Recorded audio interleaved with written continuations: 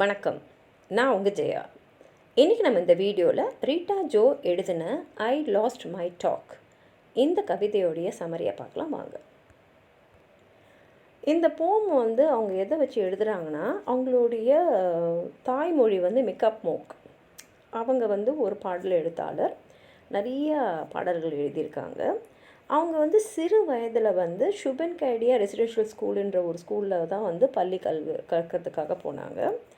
அது எப்படின்னா, ஒரு கனடியன் ப்ரோக்ராம் அந்த ஸ்கூலில் நடந்துகிட்டு இருந்தது. முக்கியமாக இவங்க என்ன சொல்கிறாங்கன்னா, அவங்க என்ன பண்ணியிருந்தாங்கன்னா, இந்த ரேசிசமை கொண்டு வந்திருந்தாங்க. அதாவது வெள்ளையர்கள்லாம் நாங்களாம் மேலே, அது வெறும் ஆங்கில திணிப்பும் அவங்களுடைய கல்ச்சரோட திணிப்பும் தான் அங்கே நடந்துகிட்டு இருந்தது. அது எப்படி நடந்ததுன்னா, அங்கேயே இருந்து அங்கேயே வாழ்ந்து அதையே பூர்வீக பூமியாக கொண்ட மக்களையும் அவங்களோட மொழியை தான் பேசணும். அதாவது ஆங்கிலத்தில் தான் பேசணும், ஆங்கிலேயர்கள் மாதிரி தான் நடந்துக்கணும், ஆங்கிலேயர்கள் மாதிரி தான் யோசிக்கணும்னு அவங்க மேலே திணிக்கப்பட்ட ஒரு அனுபவத்தை தான் இந்த கவிதையில் சொல்லியிருக்காங்க. இதோட மெயின் தீம்ஸ்ன்னு பார்த்தீங்கன்னா, லிங்குவிஸ்டிக் அண்ட் கல்ச்சுரல் அப்ரெஷன். லிங்குவிஸ்டிக்னால் அவங்களுடைய மொழி, கல்ச்சர்னால் அவங்களுடைய பழக்க வழக்கங்கள். Reclaiming power and identity for minority voices. அதனால் அவங்க திருப்பி எங்களோட அடையாளம் எங்களுக்கு வேணும். அந்த மைனாரிட்டி, இப்போ அவங்க ரொம்ப சிறுபான்மையாக இருக்காங்க, அந்த சிறுபான்மையினருடைய அடையாளம் எங்களுக்கு திரும்பி வேணும்னு குரல் எழுப்புறதுக்காக தான் இந்த கவிதையை அவங்க எழுதியிருக்காங்க. அவங்க என்ன சொல்கிறாங்கன்னா, என்னோடய தாய்மொழி நான் ஒரு சின்ன பொண்ணாக பள்ளியில் இருக்கும் போதே என்கிட்டேருந்து ஒரு பறிக்கப்பட்டது அப்படின்றாங்க. அது யாரால் பறிக்கப்பட்டதுன்னா, அவங்களுடைய அந்த ஆங்கிலேய ஆசிரியர்களாலும். அங்கே நிறைய பேராக யார் இருந்தாங்கன்னா, வெள்ளையர்கள் தான் இருந்தாங்க அந்த பள்ளியில் படிக்கிறவங்க. அப்போ அவங்களுக்கு இவங்களோட தாய்மொழி தெரியாது, அதனால் அவங்க ஆங்கிலத்தில் தான் பேசுவாங்க. அப்போது இவங்க கட்டாயப்படுத்தப்பட்டாங்க, ஆங்கிலத்தில் தான் நீ பதில் சொல்லணும் அப்படின்னு.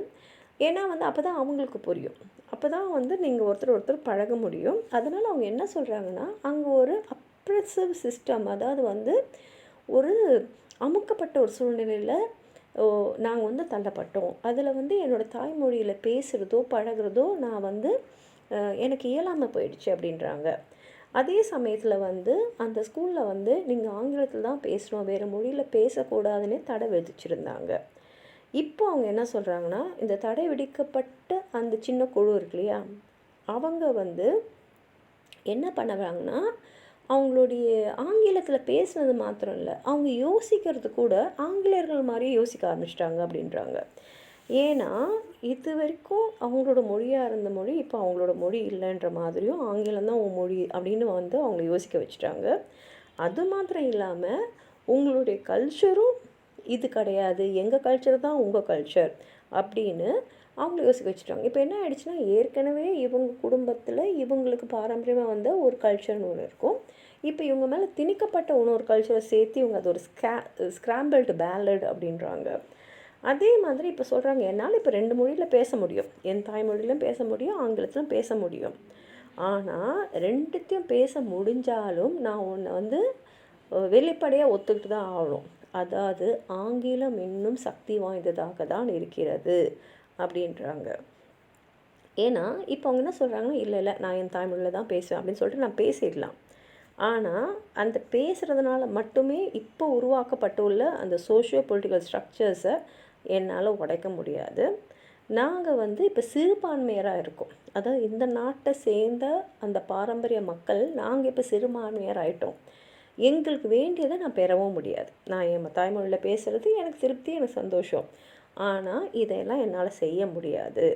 அதனால் நான் என்ன நினைக்கிறேன்னா, நான் உங்களெல்லாம் வரவேற்கிறேன், என் கையை கொடுக்குறேன், நீங்கள்லாம் வாங்க, உங்களுக்கெல்லாம் நான் ஒரு சந்தர்ப்பம் தரேன், என் மொழியை நீங்கள் தெரிஞ்சுக்குங்க.